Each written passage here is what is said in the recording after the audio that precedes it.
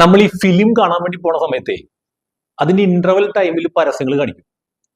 അപ്പൊ കഴിഞ്ഞ തവണ ഞാൻ ഇങ്ങനെ ഒരു സിനിമ കാണാൻ വേണ്ടി പോയ സമയത്ത് അതിന്റെ ഇന്റർവെല്ലിൽ ഒരു പരസ്യം വന്നു. കല്യാൺ സിൽക്സിന്റെ പരസ്യമാണ്. അപ്പൊ അത് കണ്ടുകൊണ്ടിരിക്കുന്ന സമയത്ത് ഞാൻ അതിനകത്തുള്ള ആക്ടേഴ്സിനെ ഒന്നുമല്ല നോക്കുന്നത്, അതിനകത്തുള്ള ഡ്രസ്സുകളല്ല നോക്കുന്നത്, മറിച്ച് അവർ ഉപയോഗിച്ചിട്ടുള്ള വാചകങ്ങളും വാക്കുകളും ഒക്കെ തന്നെയാണ്. എന്താ സംഭവം എന്ന് പറഞ്ഞാൽ ആകെ 30 സെക്കൻഡ് മാത്രം നീണ്ടു നിൽക്കുന്ന ഒരു പരസ്യമാണ്. പക്ഷെ അതിനകത്ത് അവർ ഉപയോഗിച്ചിട്ടുള്ള മനോഹരമായിട്ടുള്ള വാചകങ്ങളും വാക്കുകളൊക്കെ എന്ത് രസമാണെന്ന് അറിയും. സിമ്പിൾ ആയിട്ടുള്ള മെസ്സേജിലൂടെ അവർ പറയാനുള്ള കാര്യങ്ങൾ ക്ലിയർ ആയിട്ട് പറഞ്ഞങ്ങോട്ട് കഴിഞ്ഞു. ഇതേപോലെ നമ്മുടെ ബിസിനസ്സിൽ അല്ലെങ്കിൽ നമ്മുടെ കമ്പനിയിൽ നമ്മൾ എപ്പോഴും കസ്റ്റമേഴ്സ് ആയിട്ട് കമ്മ്യൂണിക്കേഷൻ നടത്തിക്കൊണ്ടിരിക്കുന്നുണ്ടാവും. അത് ബ്രൗഷേഴ്സിലൂടെ ആയിരിക്കും, അല്ലെങ്കിൽ വെബ്സൈറ്റിലൂടെ ആയിരിക്കും, അല്ലെങ്കിൽ സോഷ്യൽ മീഡിയയിലൂടെ ആയിരിക്കും. എന്തിൽ ചെയ്യുമ്പോഴും നിർബന്ധമായിട്ട് നമ്മൾ പാലിക്കേണ്ടതായിട്ടുള്ള 3 കാര്യങ്ങളെ കുറിച്ചിട്ടാണ് പറയുന്നത്.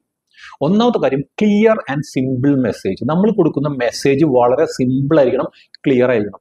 ചില ആളുകൾ ഈ വെബ്സൈറ്റ് ഒക്കെ ഡിസൈൻ ചെയ്യാൻ വേണ്ടിയിട്ട് അല്ലെങ്കിൽ വെബ്സൈറ്റിലെ കണ്ടന്റ് റൈറ്റ് ചെയ്യാൻ വേണ്ടിയിട്ട് ഒരു കണ്ടന്റ് റൈറ്റർ ടീമിനെ ഏൽപ്പിക്കും. അവർ കഴിച്ചാൽ പൊട്ടാത്ത കുറെ ഇംഗ്ലീഷ് വാക്കുകൾ ഉപയോഗിച്ചിട്ട് ഈ വെബ്സൈറ്റ് ഉണ്ടാക്കി വെക്കും. ഒരാൾക്ക് ഇത് വായിച്ചാൽ മനസ്സിലാവത്തില്ല. അതൊന്നുമല്ല ആവശ്യം. നമ്മുടെ കസ്റ്റമേഴ്സിന് അല്ലെങ്കിൽ നമ്മുടെ ഓഡിയൻസിന് വളരെ ക്ലിയർ ആയിട്ട് മനസ്സിലാക്കുന്ന രീതിയിലുള്ള വാചകങ്ങൾ വേണം വെക്കാൻ വേണ്ടിയിട്ട്. അടുത്തത് ഫോക്കസ് ഓൺ ബെനിഫിറ്റ് ആണ്. നമ്മൾ പറയുന്ന വാചകങ്ങളിൽ നമ്മുടെ കമ്പനിയുടെ പ്രോഡക്റ്റിന്റെയോ സർവീസിന്റെയോ ഫീച്ചേഴ്സിനെ കുറിച്ച് പറഞ്ഞിട്ട് കാര്യമില്ല, മറിച്ച് ബെനിഫിറ്റിനെ കുറിച്ച് പറയണം. അതായത് കസ്റ്റമർക്ക് എന്തൊക്കെ ബെനിഫിറ്റ് ആണ് കിട്ടാൻ പോകുന്നത് അതിനെ കുറിച്ചിട്ട് ക്ലിയർ ആയിട്ട് പറയാൻ വേണ്ടി ശ്രമിക്കണം. മൂന്നാമത്തെ കാര്യം, സ്ട്രോങ് കോൾ ടു ആക്ഷൻ ആണ്. എന്ന് പറഞ്ഞാൽ ഇത് ലാസ്റ്റ് പറഞ്ഞതിന് ശേഷം എന്താണ് അവർ ആക്ഷൻ എടുക്കേണ്ടതെന്ന് കൂടി പറയണ്ടേ.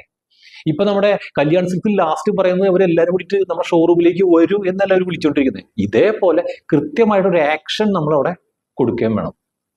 ഓക്കെ, എന്തായാലും ശരി.